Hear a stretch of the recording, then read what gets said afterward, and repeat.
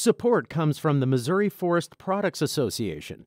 Missouri produces wood pallets, railroad ties, white oak barrels, hardwood floors, and more. Details on the variety of products made in the state are at choosewood.com. When none of our schools have more than 60% of the persons who live in those neighborhoods going to the school that's in their neighborhood. On Tuesday, the St. Louis Public Schools Board planned to vote on a plan that would close 10 more schools and convert one high school to a middle school. The district has said those changes are necessary as it struggles with declining enrollment. It is a challenge, and I think the community doesn't understand the nuances of every single thing. And all we're trying to do, quite frankly, is to provide more services to kids. Closing these buildings will allow us to do that. But those plans drew loud pushback from some activists and politicians. And ultimately, Superintendent Kelvin Adams agreed to table the closure plan for 1 month.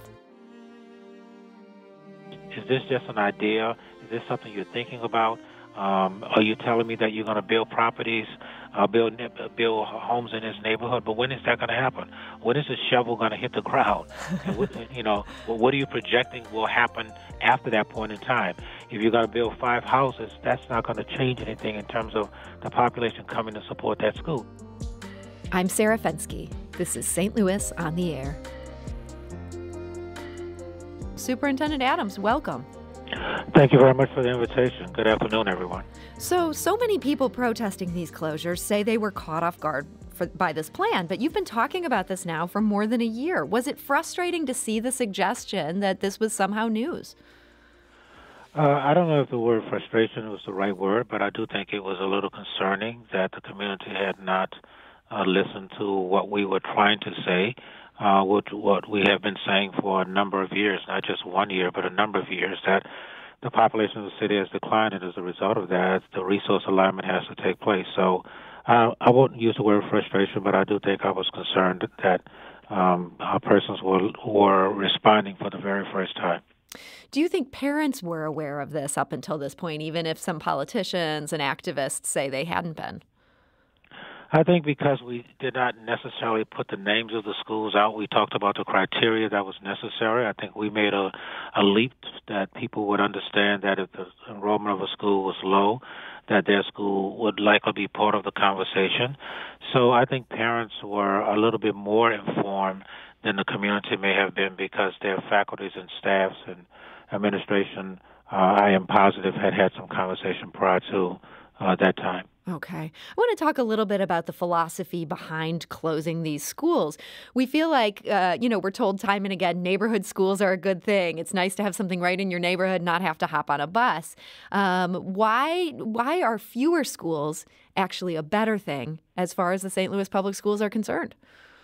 Well, I think the truth of the matter is the resource alignment has to take place. And so we have schools that have less than 100 students, and so we are providing a great deal of resources to keep those buildings open, which means that we're taking resources from schools that have larger populations. And so the neighborhood idea of schools probably really went away a long time ago. Mm-hmm. I don't think the neighborhoods really understood as we opened magnet schools and charter schools and other kind of options. Families were exercising choice, and choice meant that they were getting up and moving and going to schools that they felt met their kids' needs better. We spend approximately $25 million a year just on transportation. A large portion of that is a result of the fact that we have to have magnet schools based on a desegregation agreement in the late 1900s, early 2000s.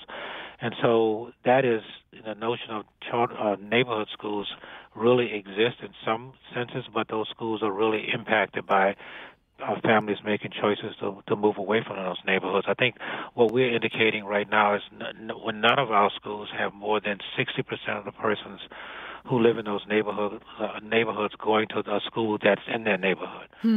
So most of them, around 20 or 30%, are persons who have the ability to go to school in their neighborhood are exercising their choice to go outside of the neighborhood. So the idea of neighborhood schools, this is maybe something that's more tied to nostalgia than the reality on the ground in the district. I think in certain locations, I think it's much more likely that a neighborhood exists to a larger percentage of the population in South St. Louis than it is in North St. Louis, because the neighborhoods in North St. Louis are, for all practical purposes, decimated over a period of time with vacant property. I think there's some 8,600 vacant pieces of property across the city, and a large portion of those are in North St. Louis. And so you have neighborhoods that might have a smaller population that have smaller populations that surround those schools than in South St. Louis. So there's been a lot of talk about this declining enrollment, and there's been a lot of conversation about what roles charter schools play in this. Do you think they're siphoning away students who would otherwise go to the St. Louis public schools? I think that the answer to that question is simply yes. But I think the larger piece is that we just have less students in the city of St. Louis. Mm-hmm. When I arrived here 12 years ago, there were about 60,000 students taking advantage of about 103 schools. Now there are 45,000 students taking advantage of 110 schools. Some schools we have reopened or open, and obviously charter schools have the ability to open in St. Louis and Kansas City, and now Normandy for the very first time in Normandy. So I think it's a combination of the fact that we have a declining city population, i.e. a declining child population, and charters have the ability to grow schools. And frankly, as I said before, we have opened some schools as well. Mm-hmm. So you're dealing with a really complicated set of issues here. You've now delayed this vote on the closures for 1 month. What do you want to see happen during that time? There were several schools that did not have the opportunity to meet with their faculties. I would say about 4 schools, and so this morning, as a matter of fact, by Zoom, we met with 4 faculties to give them an opportunity to give their feedback. I'll be meeting with another one when we return on the 4th or the 5th. Also, 13 or 15 letters went out to those parties that indicated that they had concerns about us closing and asked us to delay. We sent letters to them inviting them for a conversation to talk about resources that could align to support those schools or ideas that they might have. Several have taken advantage of that invitation, and we'll be meeting with them next week by Zoom to find out what ideas they might have. So this gives us an opportunity to listen a little bit more intently to groups that have indicated stop. That's elected officials as well as partners as well as any kind of agency that feels that they have something to bring to the table. Okay, so some of these people, they are interested in taking this meeting. How much resources would they have to bring to the table to change your mind on a school being closed? I think it depends on the school. Quite frankly, I think it depends on the kind of resources that they have. If we're able to leverage some of the resources they have to reduce what we're providing in that school, that might be beneficial or helpful. They may come up with some strategies around consolidating one school or another school. We simply want to listen and find out, to your question, what they can bring to the table. Right now, it's just been a lot of, and I don't want to use the word noise, but a lot of conversation around what should happen or what needs to happen. The reality is that it's more than just a conversation at this point in time. It has to be something much more concrete and timely that we can look to impact the school. The idea that buildings or neighborhoods might grow 4 years from now is great. That's fantastic. But it doesn't affect what we need to do now. And that's the kind of conversation we want to have. And so it sounds like when you're dealing with this question of should any school be taken off the list, you're willing to look at these on a case-by-case basis. If somebody's coming to the table with enough resources or a plan that would make sense for that building, they could end up being taken off the list? I think there's a possibility. Probability probably is much more unlikely, but I think it's a possibility. I want to give everyone an opportunity to have to tell us what they think and what they believe and what resources they might bring. And so I don't want to prejudge anything at this point in time. I want to be really wide open and want to listen to what the community is saying. As I said before, some have some ideas that they're talking about, and we want to ask them how much of a reality is this? Is this just an idea? Is this something you're thinking about? Are you telling me that you're going to build properties, build homes in this neighborhood? But when is that going to happen? When is the shovel going to hit the ground? What are you projecting will happen after that point in time? If you're going to build 5 houses, that's not going to change anything in terms of the population coming to support that school. So those are the kind of questions we want to have. Hopefully, it will help them also understand what our dilemma is. And so I think sometimes people don't really understand what the real dilemma is. They think we just want to close schools, but it's impossible to provide the kind of resources that students need district-wide when we have buildings that are compromised in terms of the numbers. So yes, that's the hope and possibility that we might take something off the table based upon what they bring to the table. And when you talk about resources students need, you mean things like social workers or an art teacher, things like that we might think of as being outside of the core curriculum? Yeah, I think what we provide are teachers, and we provide the aides that support the teachers and principals and administrators, but our families need so much more. Full-time nurses, full-time social workers, full-time counselors. Right now we're sharing some of that, 1 day a week here, 1 day a week there. Elected teachers, full-time art teacher, full-time music teacher, full-time PE teacher. We're sharing some of those resources now because the school sizes are so small, and we have 68 buildings that we're trying to do that in, and it makes it harder to do. Plus, we have shortages of teachers. Why? Because we have teachers with 10 kids here, another teacher on the other side of town with 10 kids here. The combination of those 10 kids into 20 gives you one teacher, and the other teacher can support other buildings. Right now we have about 160 teacher vacancies, another 40 other vacancies. In our school district, we require also security guards to be in buildings in our middle and high schools. The intent is to also provide some of those security support to some of our elementary schools. Also, the discretionary dollars that schools have right now is minimum. We want to increase that cost as well. We want to try to give our high school students an opportunity to have internships and paid internships beginning at January 2022. So those are just some of the things. Right now we have 2 custodians in buildings, 1 in the morning, 1 in the afternoon. We have 300 or 400 kids in the building, especially at the elementary level, at the middle and high school level more. But we want to have more custodians in buildings as well, such that we could support cleaning and keeping the buildings cleaner. So those are just some of the things, not counting the fact that our buildings are old buildings, 1899, 1905.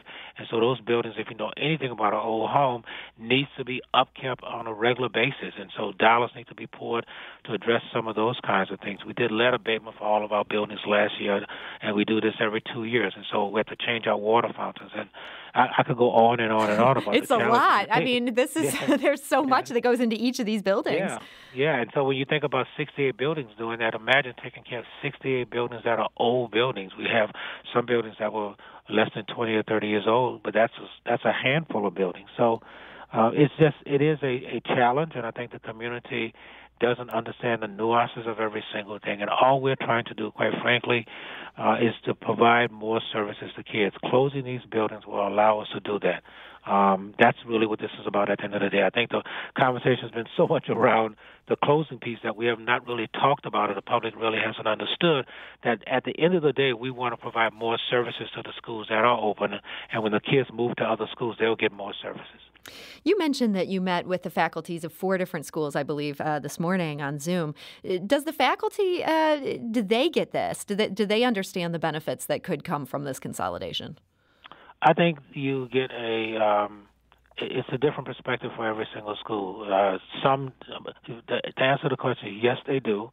But it doesn't mean that it's not painful for them to think about closing their school. This is like death in some cases. And so this is persons are going through a grievance process. First is a recognition that, wow, the school might close and die. Some of them have transitioned to, okay, so what happens next? What would happen to me? What would happen to my students? How can we best support them?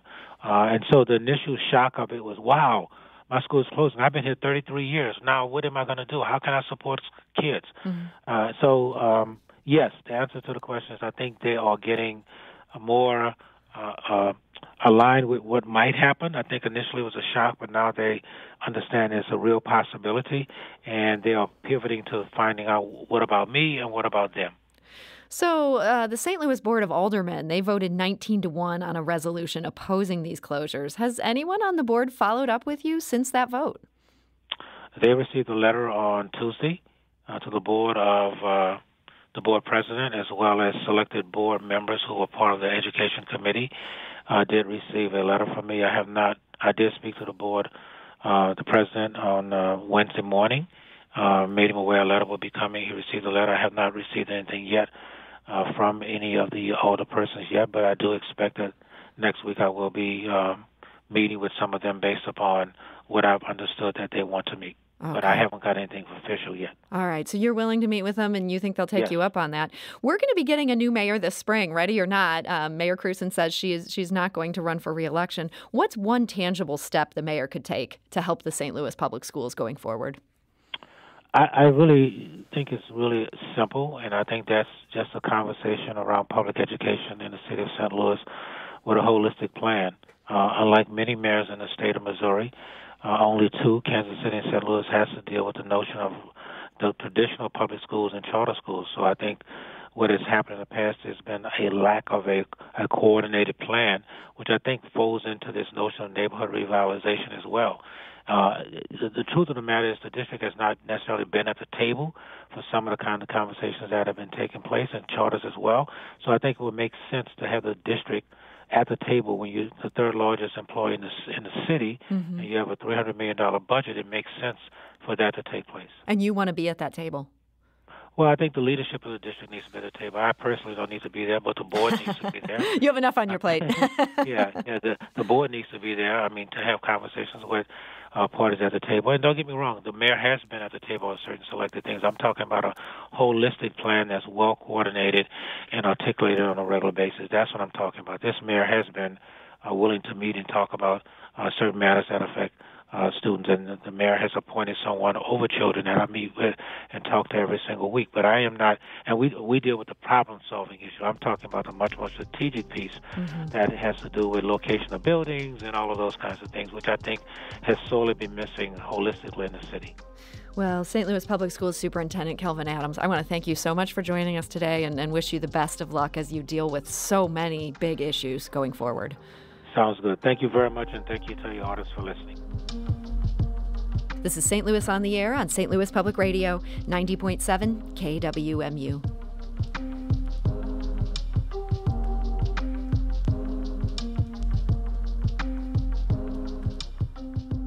If you learned something new from today's episode, consider leaving us a review and rating on Apple Podcasts on the App Store. It's the easiest way to help people discover our show. We appreciate it. Thank you.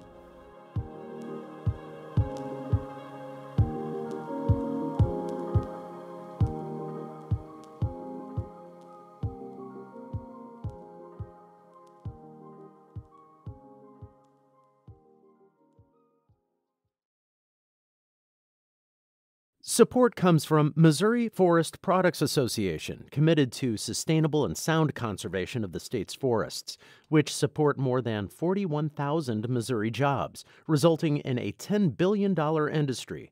ChooseWood.com.